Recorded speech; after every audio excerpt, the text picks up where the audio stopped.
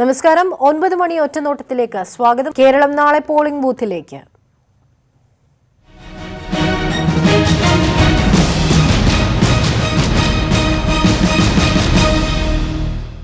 കേരളം നാളെ വിധിയെഴുതും. 20 ലോക്സഭാ മണ്ഡലങ്ങളിലായി 227 സ്ഥാനാർത്ഥികളുടെ വിധി നിർണ്ണയിക്കാൻ 2,61,00,000 വോട്ടർമാരാണുള്ളത്. പരസ്യ പ്രചാരണത്തിന് കൊട്ടിക്കലാശമായതോടെ ഇന്ന് നിശബ്ദ പ്രചാരണത്തിലാണ് സ്ഥാനാർത്ഥികളും അണികളും. പോളിംഗ് സാമഗ്രികളുടെ വിതരണം സംസ്ഥാനത്ത് ആരംഭിച്ചു. വിവരങ്ങളുമായി തിരുവനന്തപുരത്ത് നിന്നും വി അരുൺ, കൊച്ചിയിൽ നിന്ന് SS ശരൺ, കണ്ണൂരിൽ നിന്ന് അശ്വിൻ വല്ലത്ത, വയനാട് നിന്ന് മനു ഭരത് എന്നിവർ ചേരുകയാണ്. ആദ്യം കൊച്ചിയിലേക്ക് പോവുകയാണ്. ശരൺ, രാവിലെ തന്നെ സ്ഥാനാർത്ഥികളെല്ലാം നിശബ്ദ പ്രചാരണത്തിന്റെ തിരക്കിലാണോ? അവസാനവട്ട ഒരുക്കങ്ങൾ ഏത് രീതിയിലാണ് പുരോഗമിക്കുന്നത്? ഓരോ വോട്ടും പെട്ടിയിലാക്കാനുള്ള ശ്രമത്തിലാണോ സ്ഥാനാർത്ഥികൾ?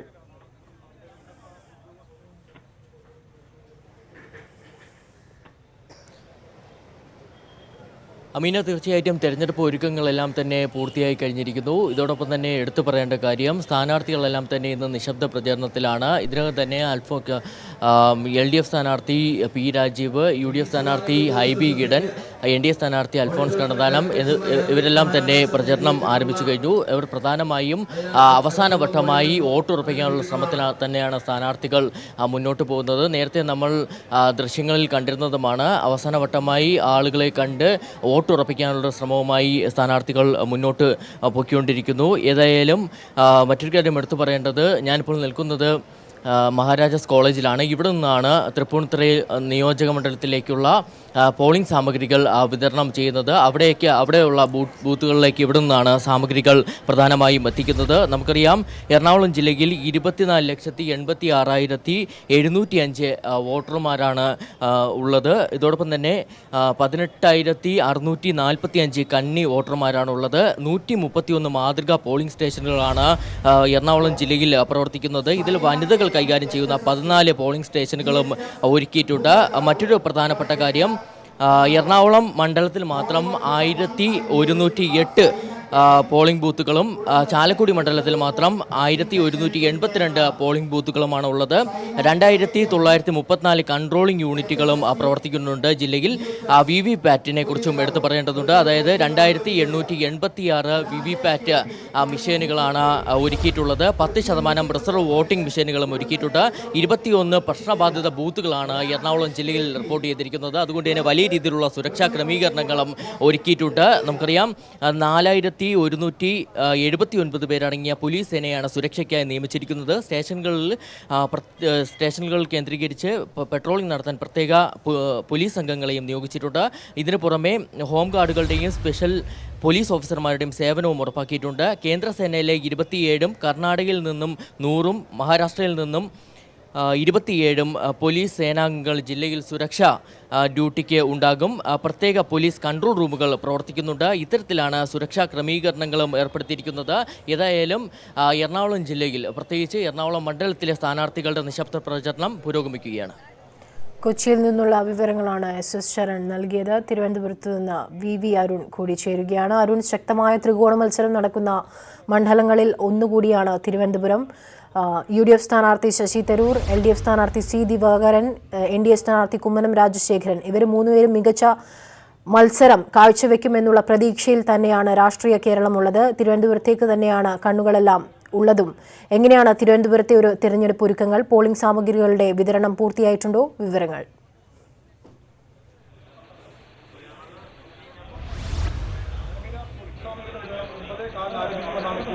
അറിയാൻ കഴിയുന്നത്, അല്പസമയം മുമ്പ് ഇവിടെ സ്ട്രോങ് റൂം തുറന്ന വോട്ടിംഗ് മെഷീനുകൾ സൂക്ഷിക്കുന്ന സ്ട്രോങ് റൂം തുറന്നിട്ടുണ്ട്. ഇത് പോളിംഗ് ഓഫീസർമാർക്ക് ബൂത്തുകളിലേക്ക് കൈമാറും. അല്പസമയത്ത് 9:15 കൂടി പോളിംഗ് സാമഗ്രികളുടെ വിതരണം ആകുമെന്നാണ് ഇവിടെ നിന്ന് അറിയാൻ കഴിയുന്നത്. ഇത് ദൃശ്യങ്ങളുള്ളത് ഇപ്പോൾ ഇവിടെ സ്ട്രോങ് റൂം. ശരി, അരുണിലേക്ക് തിരികെ എത്താം. ചില ശബ്ദ സാങ്കേതിക തടസ്സങ്ങളുണ്ട്. കണ്ണൂരിൽ നിന്ന് അശ്വിൻ വല്ലത്ത് ചേരുകയാണ്. അശ്വിൻ, കണ്ണൂരിലെ ഒരു കാഴ്ച എങ്ങനെയാണ്? പോളിംഗ് സാമഗ്രികളുടെ വിതരണമെല്ലാം പൂർത്തിയായിട്ടുണ്ടോ? സുരക്ഷാ ക്രമീകരണങ്ങൾ ഏത് രീതിയിലാണ് കണ്ണൂരിൽ സജ്ജീകരിച്ചിട്ടുള്ളത്?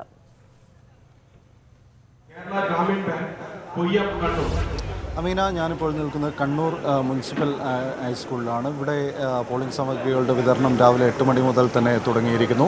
നേരത്തെ തന്നെ 7 മണിയോടുകൂടി തന്നെ ഉദ്യോഗസ്ഥർ ഇവിടേക്ക് എത്തിയിരിക്കുന്നു. ഏതാണ്ട് 30ഓളം സാധനങ്ങളടങ്ങിയ ഒരു കിറ്റാണ് ഇവർക്ക് കൊണ്ടുപോകേണ്ടത്. അതിൽ ബ്ലേഡ് മുതൽ ബാലറ്റ് മെഷീൻ വരെ, വോട്ടിംഗ് മെഷീൻ വരെയുള്ള ഒരു കിറ്റാണ് ഇവിടെ നിന്ന് കൊണ്ടുപോകേണ്ടത്. കണ്ണൂർ ജില്ലയുടെ മറ്റൊരു പ്രധാന കാര്യം, കണ്ണൂരുമായി ബന്ധപ്പെട്ടത് 1487 പ്രശ്നബാധിത ബൂത്തുകളാണ് ജില്ലയിലുള്ള. അതുകൊണ്ട് തന്നെ അതീവ സുരക്ഷയാണ് ജില്ലയിലെങ്ങും ഒരുക്കിയിരിക്കുന്നത്. ഇതിൽ 39 ഇടങ്ങൾ മാവോയിസ്റ്റ് സാന്നിധ്യമുള്ള മേഖലകളാണ്. 39 ബൂത്തുകളിൽ 3 ടയർ സുരക്ഷയാണ് ഒരുക്കിയിരിക്കുന്നത്. പോലീസ്, കേന്ദ്രസേന, അതേപോലെ തന്നെ തണ്ടർബോൾട്ട്, ഇങ്ങനെയുള്ള 3 ടയർ സുരക്ഷ 39 ഇടത്ത് ഒരുക്കിയിരിക്കുന്നു. 16 കമ്പനി കേന്ദ്രസേന കണ്ണൂരിൽ എത്തിയിട്ടുണ്ട്. ഇതിൽ കണ്ണൂരിൽ ആകെ ബൂത്തുകൾ കണ്ണൂർ ജില്ലയിലുള്ളത് 1857 ബൂത്തുകളാണുള്ളത്. ഇതിൽ 1487 എണ്ണവും പ്രശ്നബാധിതമായാണ് കൂട്ടിയിരിക്കുന്നത്. അതിൽ ഉള്ളൊരു പ്രധാന കാര്യം, ഇത് പ്രശ്നമുണ്ടാവാൻ സാധ്യതയുണ്ട് എന്നുള്ള നിലക്ക് മാത്രമല്ല, ഏതെങ്കിലും രാഷ്ട്രീയ പാർട്ടികൾക്ക് ഭീമമായ ഭൂരിപക്ഷം ഉണ്ടാവുന്ന ബൂത്തുകളെ പോലും പ്രശ്നബാധിത ബൂത്തുകളായാണ് കണക്കാക്കുന്നത്. അതുകൊണ്ടാണ് ഇത്രയധികം ബൂത്തുകൾ പ്രശ്നബാധിതമായി കണക്കാക്കിയിരിക്കുന്നത്. ഇതിൽ 274 ബൂത്തുകളാണ് അതീവ പ്രശ്നബാധിതമായി കണക്കാക്കിയിരിക്കുന്നത്. ബാക്കി 1079 എണ്ണം പ്രശ്നബാധിതം എന്ന് മാത്രമാണ്. വിവിധ വിഷയങ്ങളുടെ അടിസ്ഥാനത്തിലാണ് ഇങ്ങനെ തരംതിരിച്ചിരിക്കുന്നത്. കഴിഞ്ഞ തെരഞ്ഞെടുപ്പിൽ ഉള്ള രാഷ്ട്രീയ പാർട്ടികളുടെ വോട്ടിംഗ് കണക്കുകളും ഒക്കെ ഇതുമായി ബന്ധപ്പെട്ട് വരും.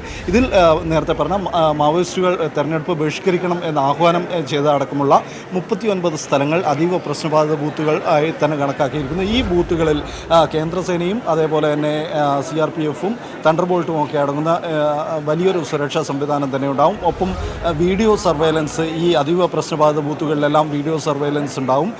4 മണിക്കും 6 മണിക്കും ഇടയിലുള്ള സമയമാണ് പ്രശ്നങ്ങളുണ്ടാവാൻ സാധ്യതയുള്ള സമയം എന്ന് കണക്കാക്കുന്നത്. ഈ സമയത്ത് കുറച്ചുകൂടി അധികം സുരക്ഷ, പ്രത്യേക നിരീക്ഷക സംഘം ഉൾപ്പെടെ ഈ സമയത്ത് ഈ പ്രശ്നബാധിത ബൂത്തുകളിലുണ്ടാവും. ഇങ്ങനെ ഇന്നലെ കൊട്ടിക്കലാശത്തിനിടെയുണ്ടായ സംഘർഷങ്ങളുടെയൊക്കെ പശ്ചാത്തലത്തിൽ വളരെ വലിയ സുരക്ഷ തന്നെ ഇവിടെ ഒരുക്കിയിരിക്കുന്നു. ഏതായാലും വോട്ടിങ്ങിന് ഇനി മണിക്കൂറുകൾ മാത്രമാണ് ബാക്കിയുള്ളത്. നീണ്ട നിര തന്നെയാണ്, ഉദ്യോഗസ്ഥരുടെ നീണ്ട നിര തന്നെയാണ്. പോളിംഗ് സാമഗ്രികൾ ഏറ്റുവാങ്ങാൻ വേണ്ടി വന്നിരിക്കുന്ന നീണ്ട നിര മുനിസിപ്പൽ ഹൈസ്കൂളിൽ കാണാം. പോളിംഗ് സാമഗ്രികളുടെ വിതരണം നടന്നുകൊണ്ടിരിക്കുന്നു. കണ്ണൂരിൽ ഇങ്ങനെ പലയിടങ്ങളിലും ഇവിടെ ഇപ്പോൾ നടക്കുന്നത് കണ്ണൂർ മണ്ഡലത്തിലെ വിവിധ ബൂത്തുകളിലേക്കുള്ള പോളിംഗ് സാമഗ്രികളുടെ വിതരണമാണ്. ഏതായാലും ഉച്ചയോടുകൂടി തന്നെ ഇത് എല്ലാം പൂർത്തിയാവും എന്നാണ് ഇപ്പോൾ പ്രതീക്ഷിക്കുന്നത്. ശരി, തിരുവനന്തപുരത്ത് നിന്ന് VV അരുൺ കൂടി ചേരുകയാണ്. അരുൺ, ശക്തമായ ത്രികോണ മത്സരം നടക്കുന്ന മണ്ഡലങ്ങളിൽ ഒന്നുകൂടിയാണ് തിരുവനന്തപുരം. ഏത് രീതിയിലാണ് അവിടെ തിരഞ്ഞെടുപ്പിന്റെ നിശബ്ദ പ്രചാരണം പുരോഗമിക്കുന്നത്? മാത്രമല്ല, പോളിംഗ് സാമഗ്രികളുടെ വിതരണമൊക്കെ പൂർത്തിയായിട്ടുണ്ടോ?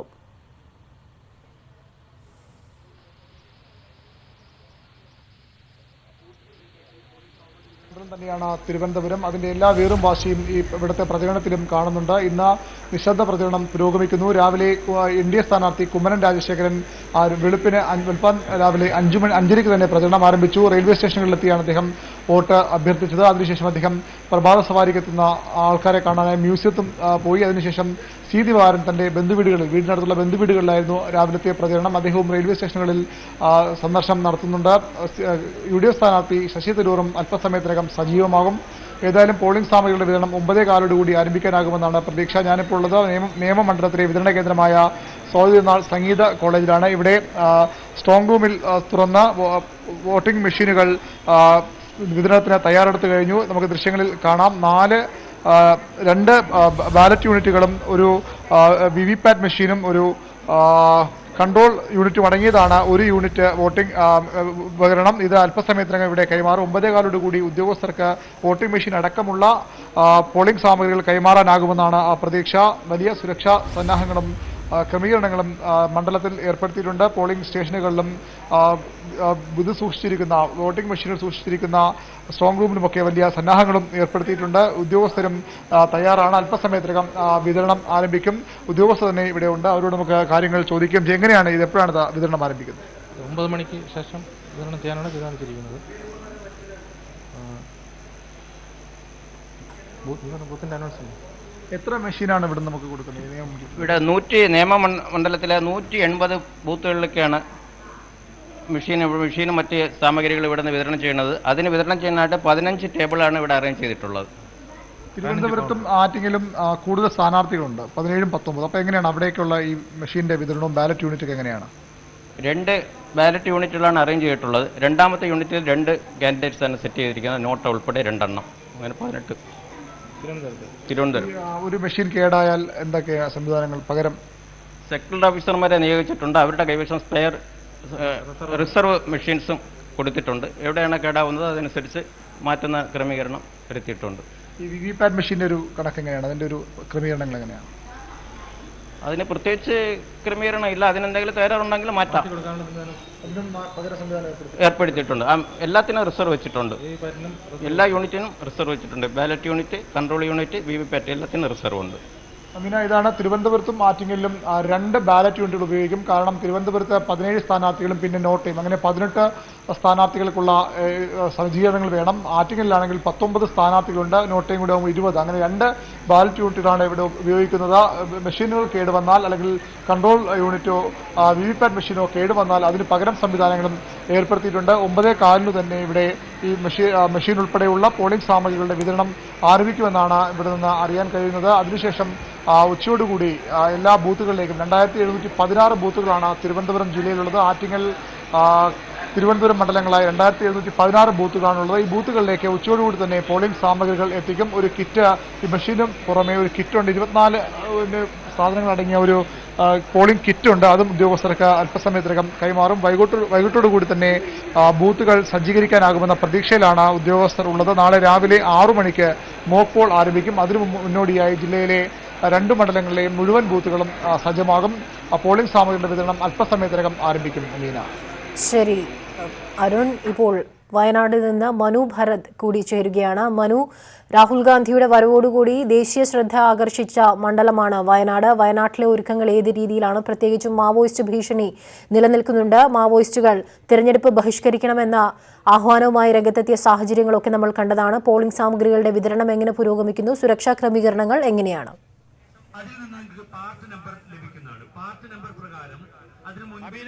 പോളിംഗ് സാമഗ്രികളുടെ വിതരണം വളരെ സുഗമമായി പുരോഗമിക്കുന്നതിന്റെ കാഴ്ചകളാണ് നമുക്ക് ഇവിടെ നിന്ന് കാണാൻ കഴിയുന്നത്. ഇപ്പോൾ ഇവിടെ അതിനുവേണ്ടിയുള്ള സന്നാഹം തയ്യാറാക്കിയിരിക്കുന്നു.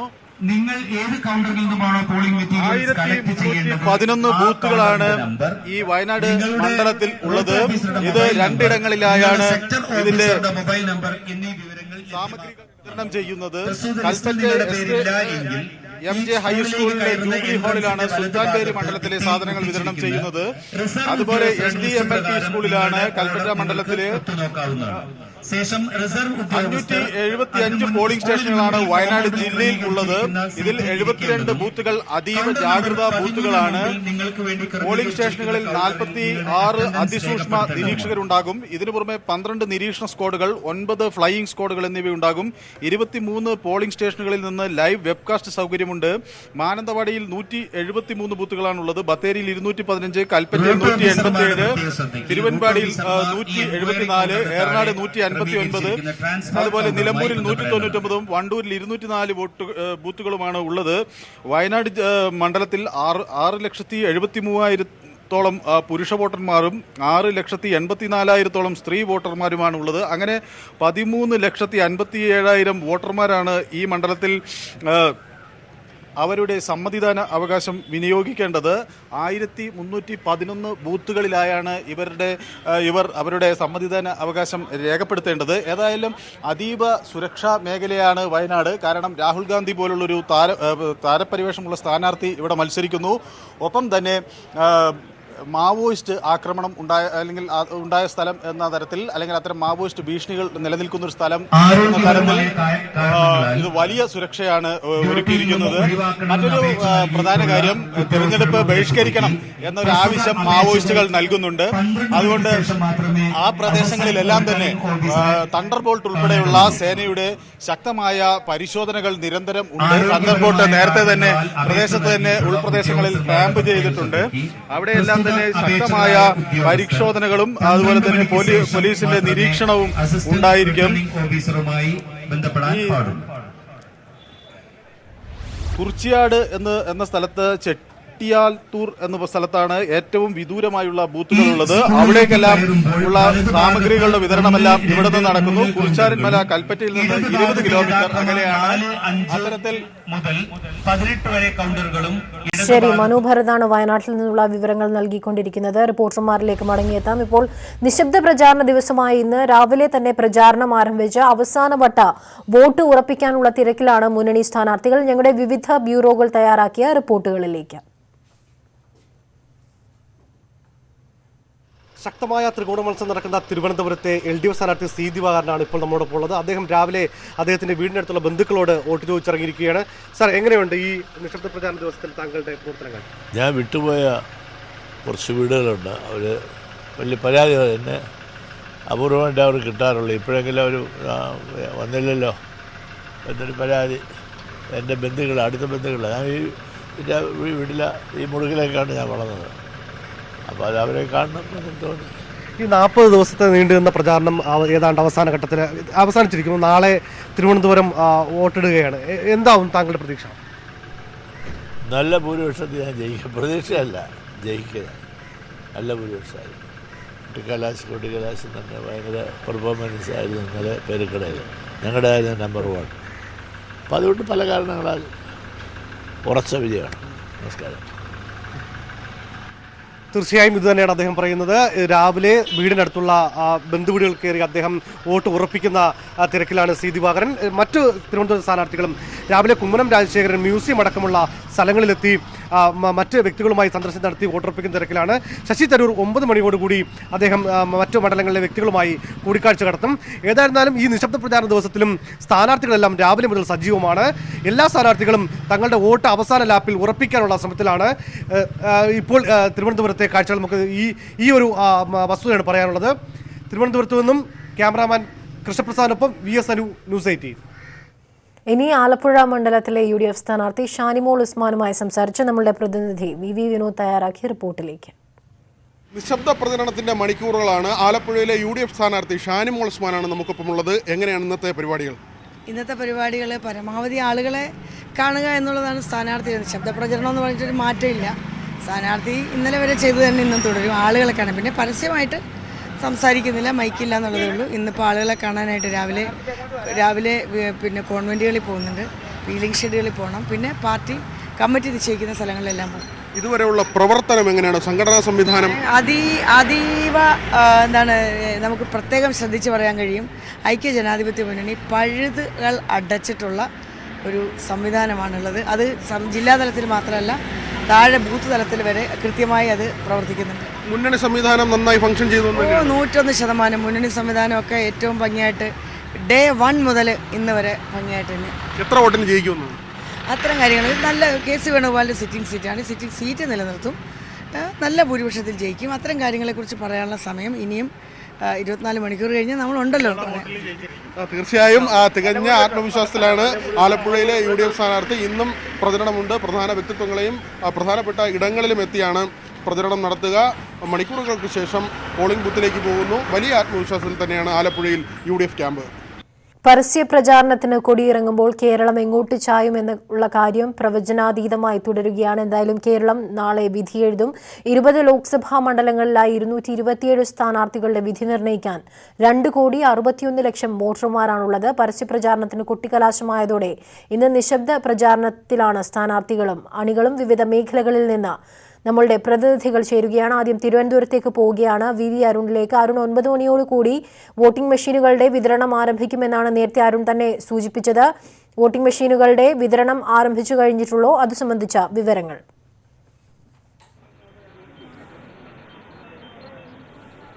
അമീന, 9:15 വോട്ടിംഗ് മെഷീൻ അടക്കമുള്ള പോളിംഗ് സാമഗ്രികളുടെ വിതരണം ആരംഭിക്കും. അതിനുള്ള അവസാനവട്ട തയ്യാറെടുപ്പുകളാണ്. നേരത്തെ വോട്ടിംഗ് മെഷീനുകൾ സൂക്ഷിച്ചിരുന്ന സ്ട്രോങ് റൂം തുറന്ന മെഷീനുകൾ പുറത്തേക്ക് എടുത്തു കഴിഞ്ഞു. ഇവിടെ ഉദ്യോഗസ്ഥരെ കാണാം. ഈ ഉദ്യോഗസ്ഥർ ഇവിടെ നിന്ന് പോളിംഗ് സാമഗ്രികൾ ഏറ്റുവാങ്ങാനെത്തിയ ഉദ്യോഗസ്ഥരാണ്. പോളിംഗ് സാമഗ്രികളുടെ വിതരണം ആരംഭിക്കുമ്പോൾ തന്നെ ഇവർ ഈ പോളിംഗ് സാമഗ്രികളുമായി വോട്ടിംഗ് മെഷീനുകൾ, അതുപോലെ ബാലറ്റ് യൂണിറ്റുകൾ, VVPAT മെഷീനുകൾ, കൺട്രോൾ യൂണിറ്റുകൾ 3 അടങ്ങിയതാണ് ഒരു യൂണിറ്റ് വോട്ടിംഗ് മെഷീൻ, ഇതിന് പുറമേയുള്ള മറ്റു പോളിംഗ് സാമഗ്രികളുണ്ട്. ഒരു കിറ്റായിട്ട് 24 ഇനം സാധനങ്ങളും ഉദ്യോഗസ്ഥർക്ക് കൈമാറും. ഈ കിറ്റുകൾ ഏറ്റുവാങ്ങി അതത് ബൂത്തുകളിലേക്ക് ഉദ്യോഗസ്ഥർ ഉച്ചയോടുകൂടി പോകും. 11 മണിയോടുകൂടി വിതരണം പൂർത്തിയാക്കാനാകുമെന്ന പ്രതീക്ഷയാണ് ഇവിടെ ഉദ്യോഗസ്ഥർ ഇപ്പോൾ പങ്കുവയ്ക്കുന്നത്. ഉച്ചയോടുകൂടി ബൂത്തുകൾ സജ്ജമാക്കും. വൈകുന്നേരത്തോടുകൂടി പൂർണ്ണം എല്ലാ ബൂത്തുകളും ജില്ലയിൽ 2716 ബൂത്തുകളാണുള്ളത്. 2 മണ്ഡലങ്ങൾ തിരുവനന്തപുരം, ആറ്റിങ്ങൽ മണ്ഡലങ്ങളിലായി 2716 ബൂത്തുകളും ഉച്ചയോടുകൂടി സജ്ജമാക്കാനുള്ള ശ്രമത്തിലാണ് തെരഞ്ഞെടുപ്പ് ഉദ്യോഗസ്ഥർ ഉള്ളത്. നാളെ രാവിലെ 6 മണിക്ക് മോക്ക് പോളിംഗ് ആരംഭിക്കും. അതിനു മുന്നോടിയായി എല്ലാ ബൂത്തുകളും സജ്ജമാകും. ഇവിടുത്തെ തിരുവനന്തപുരം ജില്ലയുടെ വരണാധികാരി ജില്ലാ കളക്ടർ കെ വാസുകിയാണ്. ഇവിടുത്തെ ഒരുക്കങ്ങൾ വിലയിരുത്താൻ അല്പസമയത്തിനകം ജില്ലാ കളക്ടർ ഇവിടേക്ക് എത്തുമെന്നാണ് അറിയാൻ കഴിയുന്നത്. എല്ലാ തയ്യാറെടുപ്പുകളും പൂർത്തിയായത് ഇന്നലെ തന്നെ തെരഞ്ഞെടുപ്പ് സംസ്ഥാനത്തെ മുഴുവൻ എല്ലാ ഒരുക്കങ്ങളും വ്യക്തമാക്കിയിരുന്നു. അതിന്റെ ഭാഗമായി അടക്കമുള്ള വലിയ സുരക്ഷാ സംവിധാനങ്ങളാണ് സംസ്ഥാനത്താകെ പോലീസ് ഒരുക്കുന്നത്. കാരണം വളരെ വാശിയേറിയ തെരഞ്ഞെടുപ്പ് നടക്കുന്നു. രാഷ്ട്രീയ പാർട്ടികൾ നിലനിൽപ്പിനായുള്ള ഒരുപോലെ പ്രധാനപ്പെട്ടതാണ് ഈ ലോക്സഭാ തെരഞ്ഞെടുപ്പ്. ഇടതുമുന്നണിക്ക് അധികാരത്തിലിരിക്കുമ്പോൾ വലിയൊരു പരാജയം ഒരു കാരണവശാലും മുഖ്യമന്ത്രി പിണറായി വിജയനും മുന്നണിക്കും അത് അംഗീകരിക്കാനാവില്ല. വലിയ തിരിച്ചടിയാണത് ഉണ്ടാകുക. അതുപോലെ തന്നെയാണ് യു ഡി എഫിന് ജീവൻ മരണ പോരാട്ടമെന്ന് പറയേണ്ടി വരും. രാജ്യത്ത് തന്നെ ഏറ്റവുമധികം പ്രതീക്ഷ സംസ്ഥാനങ്ങളിലൊന്നാണ് കേരളം. കേരളത്തിലൊരു പരാജയം വലിയ പരാജയം യു ഡി എഫിന് താങ്ങാനാകുന്ന ഒന്നല്ല. അതുകൊണ്ട് തന്നെ സർവ്വസന്നാഹങ്ങളും എടുത്ത യു ഡി എഫ് പ്രചരണ രംഗത്ത് സജീവമാണ്. അതുപോലെ തന്നെ എൻ ഡി എയുടെ കാര്യത്തിലും വളരെ പ്രധാനപ്പെട്ട തെരഞ്ഞെടുപ്പാണിത്. എൻ ഡി എക്കും കേരളത്തിൽ ഒരു സീറ്റെങ്കിലും നേടണമെന്ന വലിയ നിർബന്ധമുണ്ട്, വലിയ വാശിയുണ്ട്. അവർ അതിനനുസരിച്ചുള്ള പ്രവർത്തനങ്ങൾ പ്രധാനമന്ത്രിയും ദേശീയ അധ്യക്ഷൻ അമിത്ഷായും അടക്കമുള്ളവർ എത്തിയ പ്രചരണം നടത്തുന്നുമുണ്ട്. ഇപ്പോൾ ജില്ലയിലെ മുഖ്യ ഭരണാധികാരി കൂടിയായ ജില്ലാ കളക്ടർ കെ വാസുകി സ്വാതിനാഥ് സംഗീത കോളേജിലെ വിതരണ കേന്ദ്രം സന്ദർശിക്കുകയാണ്. അതിന് ദൃശ്യങ്ങളിലേക്ക് പോകാനാകുമെന്നും പ്രതീക്ഷിക്കുന്നു. ജില്ലയിലെ തെരഞ്ഞെടുപ്പ് ഒരുക്കങ്ങൾ, തയ്യാറെടുപ്പുകളൊക്കെ തന്നെ അവർ ഇതോടനുബന്ധിച്ച് വിശദീകരിക്കുകയും ചെയ്യും. ഇപ്പോൾ ഇവിടുത്തെ പ്രധാന ഓഡിറ്റോറിയത്തിലേക്ക് ജില്ലാ കളക്ടർ കെ വാസുകി കടന്നു വരുന്നതിന്റെ ദൃശ്യങ്ങളിലേക്ക് പോകാനാകുമെന്ന് പ്രതീക്ഷിക്കുന്നു. അവർ ഇവിടെ എത്തിക്കഴിഞ്ഞു. ജില്ലയിലെ തെരഞ്ഞെടുപ്പ് ഒരുക്കങ്ങളുടെ ആകെ വിലയിരുത്തലാകും വാസുകി നടത്തുക. മുഖ്യ ഭരണാധികാരിയാണ് ജില്ലയിലെ. അവർ കഴിഞ്ഞ ദിവസങ്ങളിലൊക്കെ തന്നെ എല്ലാ തയ്യാറെടുപ്പുകളും പൂർത്തിയായതായി ജില്ലാ കളക്ടർ അറിയിച്ചിരുന്നു. അവസാനവട്ട ഒരുക്കങ്ങൾ, പോളിംഗ് സാമഗ്രികളുടെ വിതരണം കളക്ടറുടെ കൂടി അനുമതിയോടുകൂടിയാകും ഇവിടെ നടക്കുക. അതിനുവേണ്ടിയാണ് അവർ ഇവിടെ എത്തിച്ചേർന്നിരിക്കുന്നത്. എല്ലാ തയ്യാറെടുപ്പുകളും ജില്ലയിൽ പൂർത്തിയായി കഴിഞ്ഞു. പോലീസിന്റെ വലിയ സന്നാഹം ജില്ലയിൽ ഉടനീളം കേന്ദ്രസേന അടക്കമുള്ള പോലീസ് സന്നാഹവും ഉണ്ട്. പ്രശ്നബാധിത ബൂത്തുകൾ 800ഓളം പ്രശ്നബാധിത ബൂത്തുകളുണ്ട്. അവിടെയെല്ലാം തന്നെ കൃത്യമായ സുരക്ഷാ സന്നാഹങ്ങൾ ഏർപ്പെടുത്തി കഴിഞ്ഞു. ബാലറ്റ് യൂണിറ്റുകൾ, വോട്ടിംഗ് യന്ത്രങ്ങൾ സൂക്ഷിച്ചിട്ടുള്ള സ്ട്രോങ് റൂമുകളിലും വലിയ സുരക്ഷയാണ്. ഇവിടെ ഇന്ന് ബൂത്തുകളിലേക്ക് കൈമാറും. തെരഞ്ഞെടുപ്പിന് ശേഷം നാളെ വൈകിട്ടോടുകൂടി തന്നെ മുഖ്യ വോട്ടെണ്ണൽ കേന്ദ്രമായ മാറിവാനിസ് കോളേജിലേക്ക് ഈ യൂണിറ്റുകൾ മാറ്റും. അവിടെയും സ്ട്രോങ് റൂമിൽ ഒരു മാസം സ്ട്രോങ് റൂമിൽ സൂക്ഷിക്കും. ഒരു മാസത്തിന് ശേഷം മാത്രമാണ് സംസ്ഥാനത്ത് ലോക്സഭാ തെരഞ്ഞെടുപ്പിന്റെ വിധി പുറത്തു വരിക. അതുവരെ സ്ട്രോങ് റൂമുകളിൽ കേരളത്തിലെ ജനങ്ങളുടെ, തിരുവനന്തപുരം ജില്ലയുടെ ജനങ്ങളുടെ വിധി മാറിവാനിസ് കോളേജിലെ സ്ട്രോങ് റൂമിലാകും ഭദ്രമായി സൂക്ഷിക്കുക. ഇപ്പോൾ ജില്ലാ കളക്ടർ കെ വാസുകി ഇവിടെ ഒരുക്കങ്ങൾ വിലയിരുത്തുകയാണ്. ഇതിനുശേഷം അവർ മാധ്യമങ്ങളോട് സംസാരിക്കുകയും ചെയ്യും. കണ്ണൂരിൽ നിന്ന് അശ്വിൻ വല്ലത്തുകൂടി ചേരുകയാണ്. അശ്വിൻ, ശക്തമായ മത്സരം നടക്കുന്ന ഒരു മണ്ഡലമാണ് കണ്ണൂർ. പ്രവചനാതീതമായ മത്സരം നടക്കുന്നു.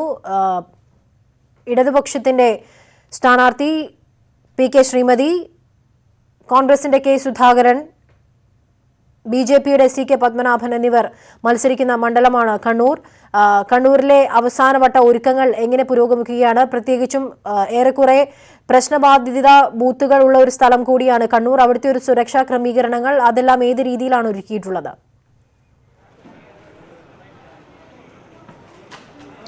അമീന, കണ്ണൂരിൽ തെരഞ്ഞെടുപ്പ് പ്രഖ്യാപിച്ച സമയം മുതൽ തന്നെ വളരെ കനത്ത പോരാട്ടമാണ് രണ്ട് മുന്നണികളും തമ്മിൽ നടക്കുന്നത്. നമുക്കറിയാം, രണ്ട് മുന്നണികളെയും മാറി മാറി പിന്തുണയ്ക്കുന്ന ഒരു പാരമ്പര്യമുള്ള മണ്ഡലമാണ്. കഴിഞ്ഞ തവണ ഇപ്പോൾ മത്സരിക്കുന്നവർ തന്നെയായിരുന്നു കഴിഞ്ഞ തവണ മത്സരിച്ച് കെ സുധാകരനും പി കെ ശ്രീമതിയും കഴിഞ്ഞ തവണ ഏറ്റുമുട്ടിയപ്പോൾ ഏതാണ്ട് 6000-ഓളം വോട്ടുകളുടെ മാത്രം ഭൂരിപക്ഷത്തിലാണ് പി കെ ശ്രീമതി ജയിക്കുന്നത്. അപ്പോൾ അതുകൊണ്ട് തന്നെ ഇത്തവണ മണ്ഡലം വിട്ടുകൊടുക്കാതിരിക്കാൻ LDF-ഉം മണ്ഡലം തിരിച്ചുപിടിക്കാൻ UDF-ഉം തമ്മിൽ കനത്ത പോരാട്ടം നടക്കുന്നു. അതിൻ്റെ അത്ര തന്നെ തീവ്രത എല്ലാ പ്രചരണ പ്രവർത്തനങ്ങളിലും ഇന്നലെയുള്ള കൊട്ടിക്കലാശത്തിലും എല്ലാം ഉണ്ടായിരുന്നു. ഇത് ചിലയിടങ്ങളിൽ സംഘർഷങ്ങളിലേക്ക് പോകുന്നൊരു അവസ്ഥയുണ്ടായി.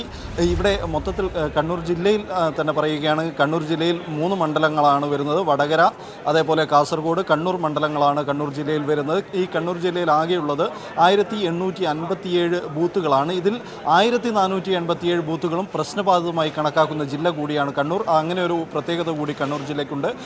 മുൻ വർഷങ്ങളിലൊക്കെ തന്നെ, കഴിഞ്ഞ തെരഞ്ഞെടുപ്പുകളിലൊക്കെ തന്നെ ഇങ്ങനെയുള്ള ബൂത്ത് കയറിയുള്ള അക്രമങ്ങളും എല്ലാം തന്നെ പലയിടങ്ങളിലും റിപ്പോർട്ട് ചെയ്തിരുന്നു. എന്നാൽ അടുത്ത കാലങ്ങളിലായി കഴിഞ്ഞ നിയമസഭാ തെരഞ്ഞെടുപ്പും തദ്ദേശ സ്വയംഭരണ സ്ഥാപനങ്ങളിലേക്കുള്ള തെരഞ്ഞെടുപ്പുകളിലെല്ലാം തന്നെ അത്ര വലിയ പ്രശ്നങ്ങളൊന്നും ഇല്ലായിരുന്നു. പക്ഷേ എന്നാൽ കൂടിയും ഈ പല ഘടകങ്ങൾ പരിഗണിച്ചുകൊണ്ടാണ് ഈ പ്രശ്നബാധിത ബൂത്തുകളെ നിർണ്ണയിക്കുന്നത്. ചില പാർട്ടികൾക്ക് ഭീമമായ ഭൂരിപക്ഷം കിട്ടുന്ന ബൂത്തുകൾ പ്രശ്നബാധിതമായി തന്നെയാണ് കണക്കാക്കാറുള്ളത്. ഇതിൽ 139 ബൂത്തുകളാണ്, 134 ബൂത്തുകളിലാണ് അതീവ ഗുരുതരമായ സ്ഥിതിയുള്ളതായി കണക്കാക്കിയിരിക്കുന്നത്. ഇവിടെ കനത്ത സുരക്ഷ ഇവിടെ ഏർപ്പെടുത്തിയിട്ടുണ്ട്.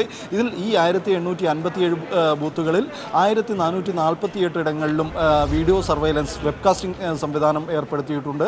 ഇവിടെ നടക്കുന്ന കാര്യങ്ങളെല്ലാം തന്നെ സ്ട്രീമിംഗ് വഴി കാണാൻ കഴിയും. അതോടൊപ്പം ഈ ബൂത്തുകളിലേക്കുള്ള പോളിംഗ് സാമഗ്രികളുടെ വിതരണം ഇന്ന് രാവിലെ 8 മണി മുതൽ തന്നെ തുടങ്ങിയിരിക്കുന്നു. ഞാനിപ്പോൾ നിൽക്കുന്നത് മുനിസിപ്പൽ ഹൈസ്കൂളിലെ ഈ പോളിംഗ് സാമഗ്രികൾ വിതരണം ചെയ്യുന്ന കേന്ദ്രത്തിലാണ്. രാവിലെ 7 മണി മുതൽ തന്നെ ഉദ്യോഗസ്ഥർ ഇവിടെ എത്തി തുടങ്ങിയിരിക്കുന്നു.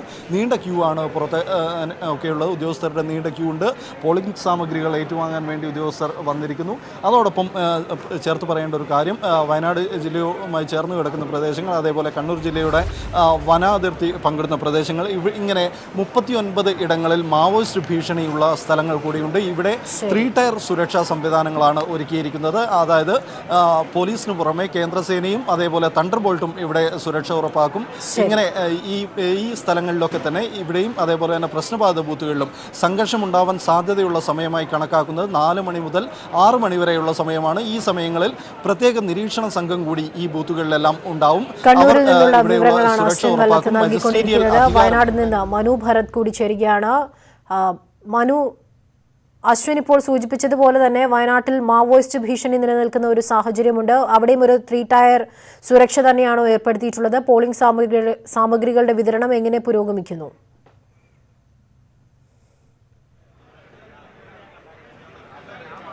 ആമിന, ഈ വയനാട് മണ്ഡലത്തിലും വളരെ സുരക്ഷ, എല്ലാ പഴുതുകളും അടച്ചുള്ള സുരക്ഷ ഒരുക്കിക്കൊണ്ട് തന്നെയുള്ള ഒരു പ്രചരണം അല്ലെങ്കിൽ തെരഞ്ഞെടുപ്പിന് വേണ്ടിയുള്ള സന്നാഹങ്ങൾ തന്നെയാണ് നടന്നുകൊണ്ടിരിക്കുന്നത്. ഇപ്പോൾ ഞാൻ നിൽക്കുന്ന ഈ കൽപ്പറ്റ LP സ്കൂളിലെ SDM LP സ്കൂളിലെ പോളിംഗ് സാമഗ്രികൾ വിതരണം ചെയ്യുന്ന കേന്ദ്രത്തിലാണ്. ഇവിടെ നിന്നാണ്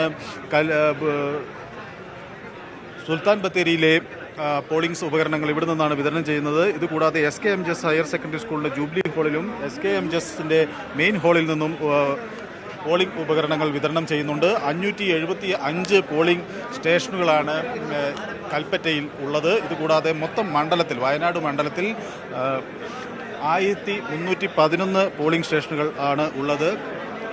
ഈ വയനാട് ജില്ലയിലുള്ള 72 ബൂത്തുകളെ അതീവ സുരക്ഷാ പ്രശ്നമുള്ള ബൂത്തുകളായാണ് കണക്കാക്കിയിട്ടുള്ളത്. അതുകൊണ്ട് തന്നെ അതീവ ജാഗ്രത ഈ ബൂത്തുകളിൽ നടത്തുന്നുണ്ട്. പോളിംഗ് സ്റ്റേഷനുകളിൽ 46 അതിസൂക്ഷ്മ നിരീക്ഷകർ ഉണ്ടാകും. ഇതിനു പുറമെയാണ് 12 നിരീക്ഷക സ്ക്വാഡുകളും 9 ഫ്ലൈയിങ് സ്ക്വാഡുകളും സുരക്ഷാ കാര്യങ്ങൾ വിലയിരുത്തിക്കൊണ്ട് പരിശോധന നടത്തുന്നത്. 23 സ്റ്റേഷനുകളിൽ നിന്നുള്ള വെബ് ലൈവ് ടെലികാസ്റ്റ് ഉണ്ടാകും. അത്തരത്തിൽ പഴുതടച്ചുള്ള ഒരു സുരക്ഷാ സംവിധാനം ഒരുക്കാനുള്ള ശ്രമത്തിലാണ് ജില്ലാ ഭരണകൂടം. മാനന്തവാടിയിൽ ഉള്ളത് 173 ബൂത്തുകളാണ്.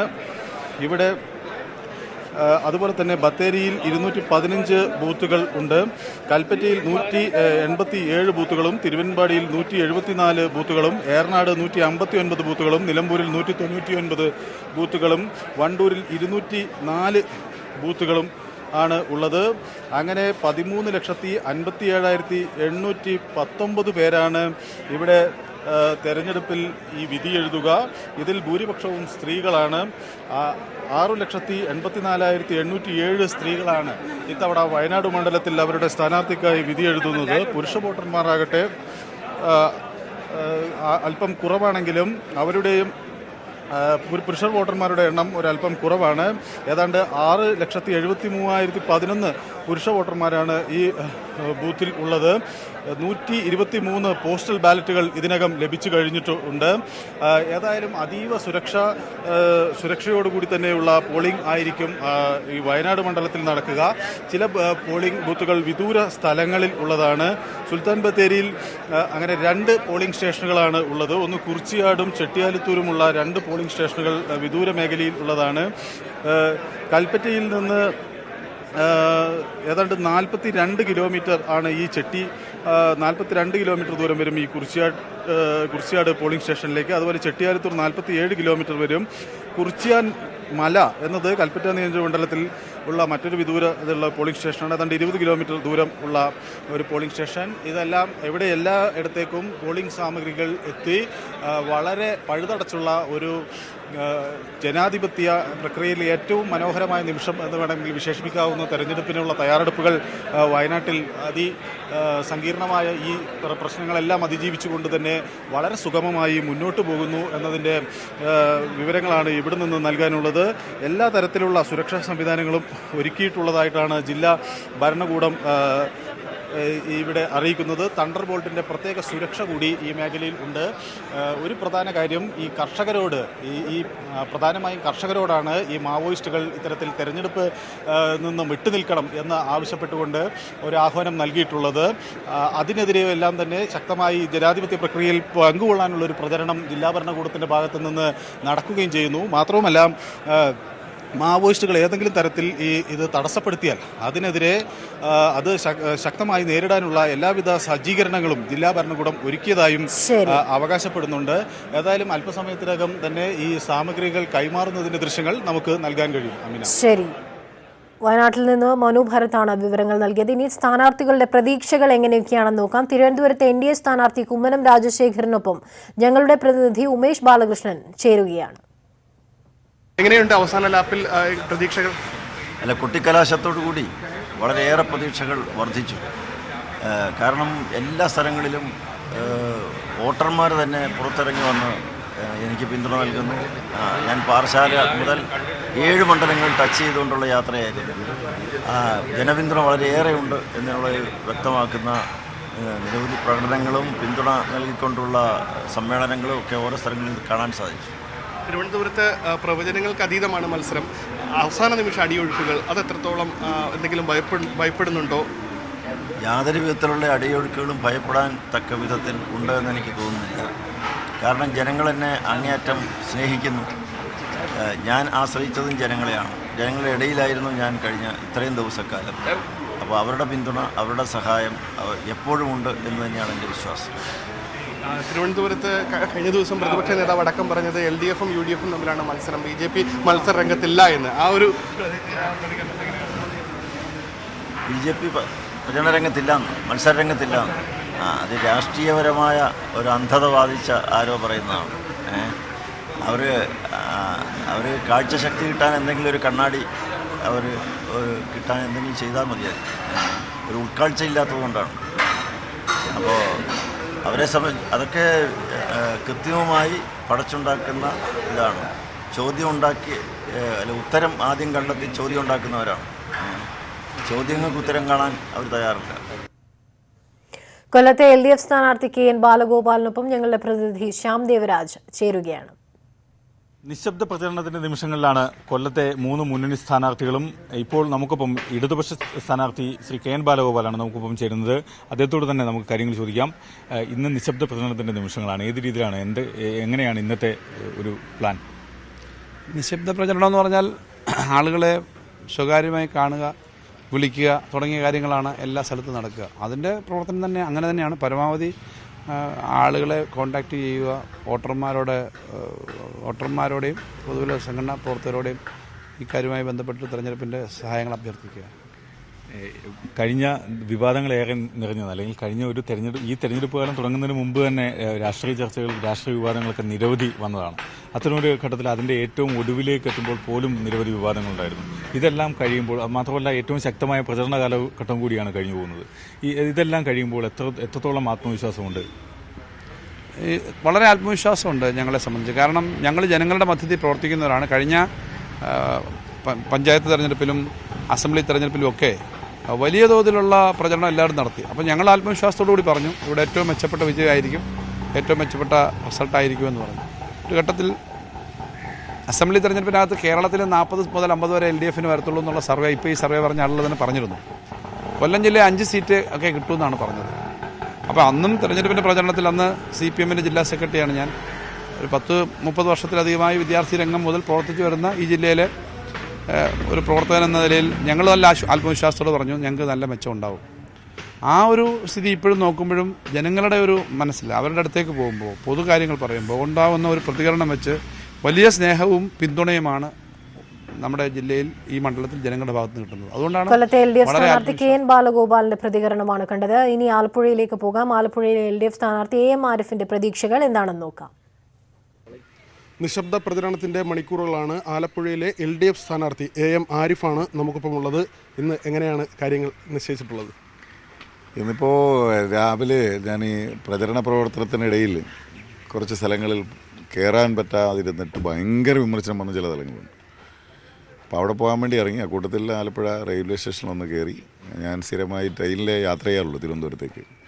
MLA ആയിരിക്കുമ്പോൾ കാറിൽ പോകാറേ ഇല്ല, വളരെ വളരെ റെയറായിട്ടേ പോകാറുള്ളൂ. ഇപ്പോൾ റെയിൽവേ സ്റ്റേഷനിൽ നമ്മൾ സ്ഥിരം പോകുന്ന സമയത്ത് കുറേ യാത്രക്കാരും എല്ലാം ഉണ്ടല്ലോ. അപ്പോൾ അവർ എല്ലാം കണ്ടില്ല എന്ന് പറഞ്ഞിരുന്നു. അപ്പോൾ ഈ ദിവസവും കാണുന്നവരാണ്, എന്നാലും കണ്ടില്ല എന്ന് പറഞ്ഞു. അപ്പോൾ ജസ്റ്റ് അവരെയൊക്കെ ഒന്ന് കണ്ടു. പിന്നെ 1-2 ആലപ്പുഴ ടൗണിൽ വലിയ വിമർശനം ഉയർന്ന ഒരു 1-2 കോളനികളുണ്ടായിരുന്നു, അവിടെയൊക്കെ പോയി അങ്ങനെ കണ്ടിട്ട് വരികയാണ്. ഇനി എങ്ങനെയാണ് അടുത്ത മണിക്കൂറുകൾ? അതെ ഇനിയിപ്പോൾ അരൂരേക്ക് പോവുകയാണ്. അരൂർ പ്രദേശങ്ങളിൽ കുറച്ച് ഒട്ടും അരൂർ പ്രദേശങ്ങളിൽ പോയി വോട്ട് ചോദിക്കാൻ സത്യത്തിൽ പറ്റിയിട്ടില്ല. ഈ പര്യടനമായിട്ട് പോയതല്ലാതെ വേറെ അരൂരിലേക്കൊന്നും പോകാൻ പറ്റിയിട്ടില്ല. അപ്പോൾ അത് കാരണം അരൂരുകാരെല്ലാം വലിയ പരിഭവത്തിലാണ്. കൂടുതൽ സമയം മറ്റു സ്ഥലങ്ങളിൽ വിനിയോഗിച്ചു, ഇവിടെയൊക്കെ വന്നില്ല, പിടിച്ചില്ല എന്നൊക്കെ എല്ലാവരും പരാതിയാണ്. ജസ്റ്റ് ഒന്ന് ഒരു വിനോദാണ് ആരിഫിനൊപ്പം ഉണ്ടായിരുന്നത്. അദ്ദേഹത്തിന്റെ പ്രതീക്ഷകൾ പങ്കുവയ്ക്കുകയായിരുന്നു. എറണാകുളത്തെ NDA സ്ഥാനാർത്ഥി അൽഫോൺസ് കണ്ണന്താനത്തിനൊപ്പം ഞങ്ങളുടെ പ്രതിനിധി SS ശരൺ ചേർന്ന് തയ്യാറാക്കിയ റിപ്പോർട്ടിലേക്ക്. അദ്ദേഹം നമുക്കൊപ്പം ചേരുകയാണ്. അൽഫോൺസ് കണ്ണന്താനം തന്നെ ചേരുകയാണ്. സർ, എത്രത്തോളം ആത്മവിശ്വാസത്തിലാണുള്ളത്? വളരെ ആത്മവിശ്വാസത്തിലാണ്. കാരണം കൊച്ചിക്കാർക്ക് അറിയാം അവർക്ക് എന്താ വേണ്ടെന്ന്. ആര് ഇവിടെ തിരഞ്ഞെടുത്താൽ, ആര് MP ആയാൽ ഈ നാടിന് ഗുണമുണ്ടാവും എന്ന് അവർക്കറിയാം. അതുകൊണ്ട് ഞാൻ വലിയ ആത്മവിശ്വാസത്തിലാണ്. ശക്തരായ എതിരാളികളാണ്, ഒപ്പം തന്നെ ചെറുപ്പക്കാരുമാണ്. അതിനെങ്ങനെയാണ് നോക്കിക്കാണുന്നത്? അല്ല, ഈ ചെറുപ്പക്കാരെ ഞാൻ ആദ്യ ദിവസം തന്നെ ഓടാൻ വിളിച്ചതല്ലേ, ആരും കണ്ടില്ലല്ലോ. ആരോ പറഞ്ഞു എനിക്ക് പ്രായമാണ്, ബാക്കി 2 പേരും ചെറുപ്പക്കാർ. അപ്പോൾ ഞാൻ ഓർത്ത് തന്നെ എന്തോടൊന്ന് ഓടാൻ വരുമോ രാവിലെ. അപ്പോൾ നമുക്ക് തെളിയിക്കുക ആരാ ചെറുപ്പം. ഇതുവരെ ആരും വന്നിട്ടില്ല. ഈ സമൂഹ മാധ്യമങ്ങളുടെ സമീപകാലത്ത് വലിയ തോതിൽ ഇത് ആരോഗ്യത്തിന്റെ സന്തോഷത്തിന്റെ സ്ഥലമാണ്. അപ്പോൾ അതിനെപ്പറ്റി വേണം സംസാരിക്കുക. ഓക്കെ, എവിടെയൊക്കെയാണ് ഇന്ന് പ്രചരണം നടത്തുന്നത്? പ്രധാനമായും തുടങ്ങുന്നത് ഇത് ഇൻഡോർ സ്റ്റേഡിയത്തിലാണ്. ഇവിടെ ഇതാണ് ഏറ്റവും പ്രധാനപ്പെട്ട കാര്യം. രാവിലെ എഴുന്നേറ്റ് ഒന്ന് മനസ്സും ശരീരവും ഒക്കെ ഒന്ന് ആരോഗ്യത്തിലേക്ക് എത്തിച്ച് നമ്മൾ തുടങ്ങുക എന്നുള്ള ഏറ്റവും പ്രധാനപ്പെട്ട കാര്യമാണ്. നമ്മൾ ഈ ഒരു എക്സസൈസും ജിമ്മും ഓട്ടോ ഒക്കെ ആയിട്ട് തുടങ്ങിയാൽ നമ്മുടെ ആ ദിവസം സന്തോഷകരമായിരിക്കും. നമ്മുടെ ശരീരത്തിന് മാത്രമല്ല.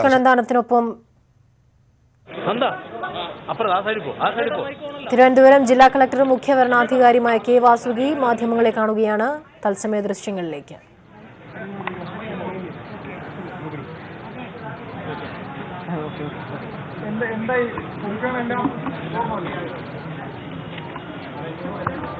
അറേഞ്ച്മെന്റ്സ് എല്ലാം പൂർത്തിയായിട്ടുണ്ട്. വളരെ സിസ്റ്റമാറ്റിക് ആയിട്ട് എല്ലാ മെറ്റീരിയൽ ഡിസ്ട്രിബ്യൂഷനും പിന്നെ അതുപോലെ തന്നെ EVM VVPAT ഡിസ്ട്രിബ്യൂഷനും കൃത്യമായിട്ട് നടക്കും. എന്തായാലും ഉച്ചയ്ക്ക് മുൻപ് നമ്മുടെ പോളിംഗ് പാർട്ടീസ് എല്ലാവരും തന്നെ ഇവിടെ നിന്ന് ഡിസ്പാച്ച് ആവും. ആൻഡ് 3-4 മണി ആവുമ്പോഴത്തേക്കും എല്ലാവരും അവരവരുടെ പോളിംഗ് ബൂത്തിലേക്ക് എത്തിക്കഴിയും. ഉള്ളതുകൊണ്ട് പോളിംഗിന് നാളെ കൂടുതൽ സമയം എടുക്കുന്നതാണ് വിലയിരുത്തൽ സാധാരണ കാര്യം? അങ്ങനെയില്ല. VVPAT ഉള്ളത് കൊണ്ട് ഒരു കൂടുതൽ സമയവും ഉണ്ടാവില്ല. ബിക്കോസ് ജസ്റ്റ് ഒരു എക്സ്ട്രാ കണക്ഷൻ മാത്രമേ ഉള്ളൂ. മോക്ക് പോൾ ചെയ്യുന്നത് എല്ലാം തന്നെ വളരെ കൃത്യമായിട്ട് 6 മണിക്ക് തന്നെ തുടങ്ങും. സോ 6 മണിക്ക് ഞങ്ങൾ 5:30 തന്നെ എല്ലാ കണക്ഷൻസും റെഡിയാക്കി വെച്ചിട്ട് 6 മണിക്ക് തന്നെ മോക്ക് പോൾ തുടങ്ങുകയും 7 മണിക്ക് കൃത്യമായിട്ട് പോളിംഗിലേക്ക് പോകും. ഇന്നലെ ഈ കുട്ടികലാശത്തിന് ശേഷം റൂറൽ മേഖലയിൽ ചില സ്ഥലങ്ങളിൽ സംഘർഷം നടന്നിട്ടുണ്ട്. അതിൻ്റെ ഭാഗമായിട്ട് കൂടുതൽ എന്തെങ്കിലും പ്രിക്കോഷൻസ് എടുത്തിട്ടുണ്ടോ? സുരക്ഷാ ക്രമീകരണങ്ങൾ കൂടുതൽ ആക്കിയിട്ടുണ്ടോ? സുരക്ഷാ ക്രമീകരണങ്ങൾ വളരെ ഒരു ശ്രദ്ധപൂർവ്വം ചെയ്തിട്ടുണ്ട്. ഒരുപാട് മീറ്റിങ്ങുകൾ നമ്മുടെ പോലീസ് ഉദ്യോഗസ്ഥരോടും അതുപോലെ തന്നെ പോലീസ് ഒബ്സർവേഴ്സിനോടും നമ്മൾ കൂടുതൽ സുരക്ഷാ ക്രമീകരണങ്ങൾ എടുത്തിട്ടുണ്ട്. എന്തായാലും പോളിംഗ് സമയത്ത് ഒരു പ്രശ്നവും ഇല്ലാത്ത രീതിയിൽ എല്ലാവരും സൗഹൃദമായിട്ട് സഹായിക്കണമെന്ന് ഒന്നും കൂടി അഭ്യർത്ഥിക്കുകയാണ്. ബിക്കോസ് ഇത് ഫ്രീ ആൻഡ് ഫെയർ ഇലക്ഷൻസ് ആയിരിക്കും, അതിൽ ആർക്കും ഒരു സംശയം വേണ്ട. എല്ലാ രീതിയിലും നമ്മൾ വളരെ പെർഫെക്റ്റ് ആയിട്ട് നേരത്തെ തന്നെ മുൻകൂടി എല്ലാ കരുതലും കൊണ്ട് വളരെ സിസ്റ്റമാറ്റിക് ആയിട്ട് നമ്മൾ പ്ലാൻ ചെയ്ത് വെച്ചിട്ടുള്ളതാണ്. സോ പോളിംഗ് സമയത്ത് എല്ലാവരും നല്ല രീതിയിൽ സഹകരിക്കണം എന്ന് അഭ്യർത്ഥിക്കുന്നു. സെൻസിറ്റീവ് ബൂത്ത് എന്ന് പറയുന്നത് നമ്മുടെ ജില്ലയിൽ 200ഓളം ബൂത്തുകളാണ് ഉള്ളത്. അവിടെ എക്സ്ട്രാ പോലീസ് ഫോഴ്സ് വെച്ചിട്ടുണ്ട്. ഓക്കെ, ആൻഡ് അതുപോലെ തന്നെ എക്സ്ട്രാ പോലീസ് ഫോഴ്സ് ഉണ്ട്, CPF ഉണ്ട്. പിന്നെ ഉള്ളത് വെബ്കാസ്റ്റിംഗ്, എവിടെയൊക്കെ ചെയ്യാൻ പറ്റുമോ വെബ്കാസ്റ്റിംഗ് നമ്മൾ വെച്ചിട്ടുണ്ട്. 132 സ്ഥലങ്ങളിൽ വെബ്കാസ്റ്റിംഗ് ചെയ്യുന്നുണ്ട്. 129 സ്ഥലങ്ങളിൽ മൈക്രോ ഒബ്സർവേഴ്സ് വെച്ചിട്ടുണ്ട്. സോ ഇത്രയും കാര്യങ്ങളാണ് നമ്മൾ സുരക്ഷയ്ക്ക് വേണ്ടി ചെയ്തിട്ടുള്ളത്. തിരുവനന്തപുരത്തെ UDF സ്ഥാനാർത്ഥി ശശി തരൂർ മാധ്യമങ്ങളെ കാണുകയാണ്. തത്സമയ ദൃശ്യങ്ങളിലേക്ക്. ഞാൻ വലിയ ആത്മവിശ്വാസത്തോട് പറയുന്നു, വിജയം നമ്മളുടെ ആയിരിക്കും. കഴിഞ്ഞ തവണയും കാലത്ത് വലിയ ഭൂരിപക്ഷം ഉണ്ടാവും. അഫ്കോഴ്സ് നാളെ എല്ലാവരും വന്ന് വോട്ട് ചെയ്യണം. നമ്മൾ മിണ്ടാണ്ട് ഇയാൾ ജയിക്കും വിചാരിച്ച് വീട്ടിൽ ഇന്ന കാര്യങ്ങൾ നടക്കില്ല. പക്ഷേ ഞങ്ങളുടെ ഈ കഴിഞ്ഞ 2-3 ആഴ്ചയുടെ പ്രചരണം എല്ലാവിടെയും എത്തിയിട്ടുണ്ട്. ജനങ്ങൾ കാണിക്കുന്ന സ്നേഹവും ആവേശവും എൻ്റെ പര്യടനത്തിന് ഈ തവണ ഒരു 21 ദിവസം പര്യടനമായിരുന്നു. വിഷു ഒഴിച്ചിട്ടും ഗുഡ് ഫ്രൈഡേ ഒഴിച്ചിട്ടും ബാക്കി എല്ലാ ദിനവും അവിടെയും കൂടി വൈകുന്നേരം ചെയ്തു. ബാക്കി എല്ലാ ദിനവും ഞങ്ങൾ പര്യടനം ചെയ്തിട്ട് ജനങ്ങളുടെ കൈവീശലും അവരുടെ പുഞ്ചിരിയും അവരുടെ കണ്ണിലുള്ള ആ എക്സൈറ്റ്മെൻറ്റും കാണുമ്പോൾ എത്ര സ്നേഹമാണ് നമുക്ക് എല്ലാ ഭാഗത്തും എല്ലാ മുക്കുന്നും കിട്ടിയിരിക്കുന്നത്. ഇതെല്ലാം കാണുമ്പോൾ എനിക്ക് ഒരു സംശയവുമില്ല, ജനങ്ങൾ നമ്മളോടൊപ്പം തന്നെ. അവർ നാളെ ആ സ്നേഹം വോട്ടായിട്ട് മാറ്റിത്തരും. നാളെ കുറച്ച് മഴയുണ്ടാകുന്നൊരു ചെറിയൊരു ഭയം മാത്രമേ ഉള്ളൂ. എല്ലാവരും അഭ്യർത്ഥിക്കുന്ന കുടം മേടിക്കും, പക്ഷെ വരണം വോട്ടിന് നിങ്ങളുടെ വിലപിടിച്ച ജനാധിപത്യ അവകാശമാണ്. അതുമാത്രമല്ല, ചിലപ്പോൾ വേറെ രീതിയിൽ ചിന്തിക്കുന്നവരാണ് മഴയിലോ ഇടിമിന്നലിലോ അവർ വരുന്നത്.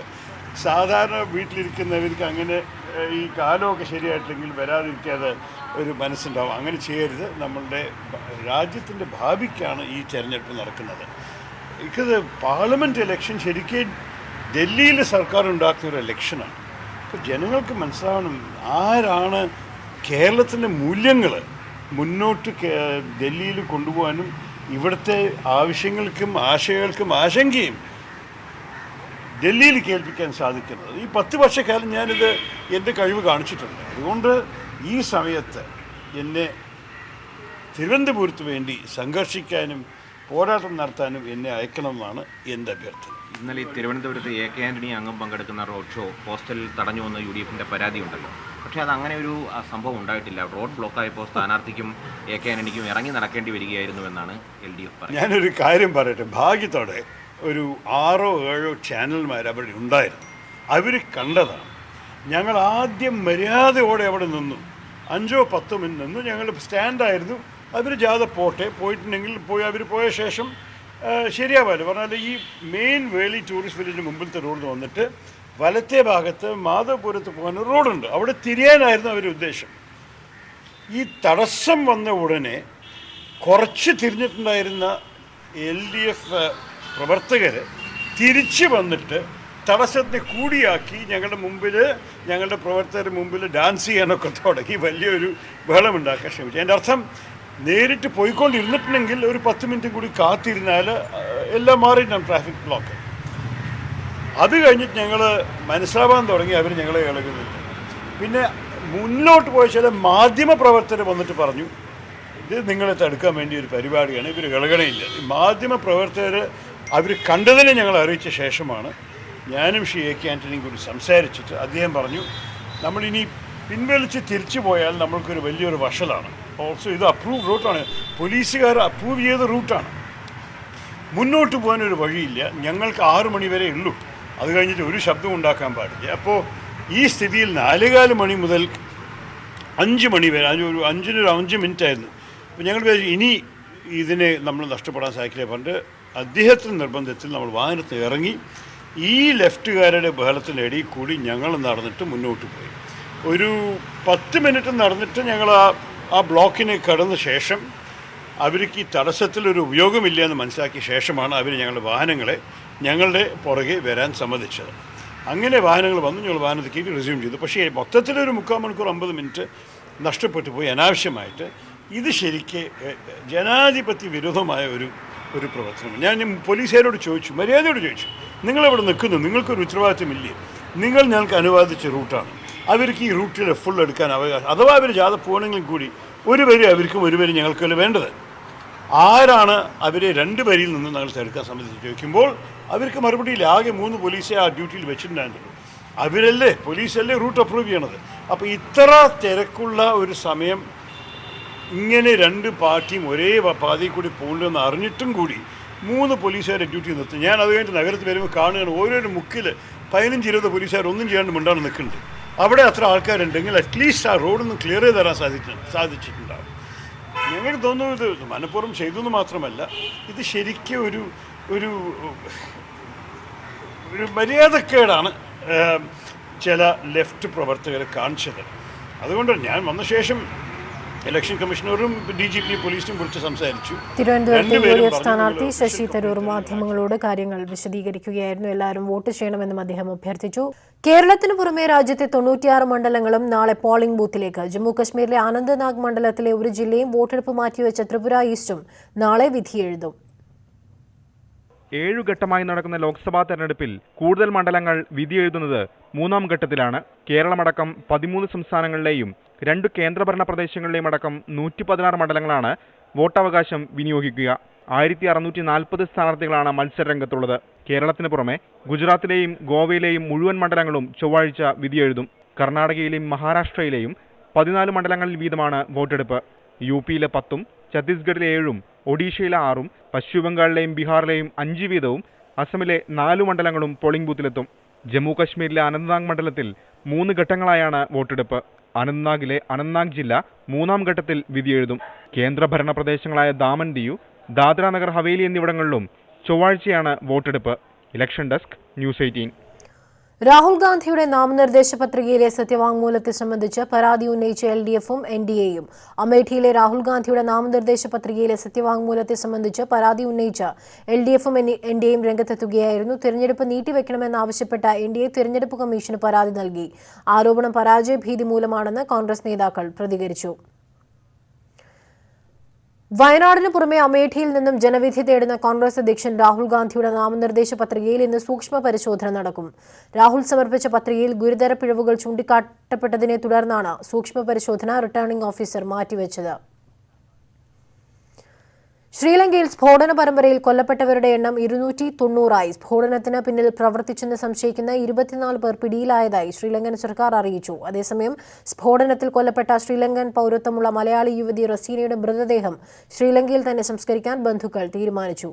വിവരങ്ങളുമായി പ്രദീപ് പിള്ള ചേരുകയാണ്. പ്രദീപ്, മൃതദേഹം നാട്ടിലെത്തിക്കാൻ വേണ്ട സഹായം ചെയ്യുമെന്ന് മുഖ്യമന്ത്രി ഇന്നലെ പറഞ്ഞിട്ടുള്ള ഒരു സാഹചര്യം ഉണ്ടായിരുന്നു. ഇപ്പോൾ അത് വേണ്ടെന്ന് വെച്ചിരിക്കുകയാണോ?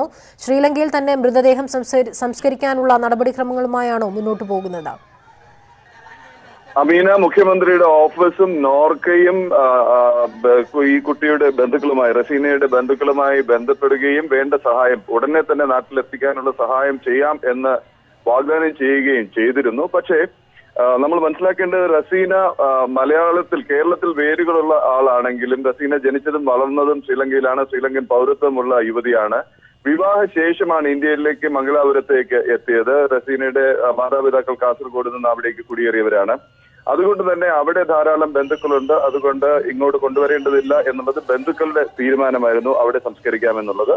അമീന ചൂണ്ടിക്കാട്ടിയതുപോലെ ഈ ഈസ്റ്റർ ദിനത്തിലുണ്ടായ ഈ സ്ഫോടന പരമ്പരയിൽ നടുങ്ങി വിറച്ച് നിൽക്കുകയാണ് കൊളംബോയും ശ്രീലങ്കയെമ്പാടും.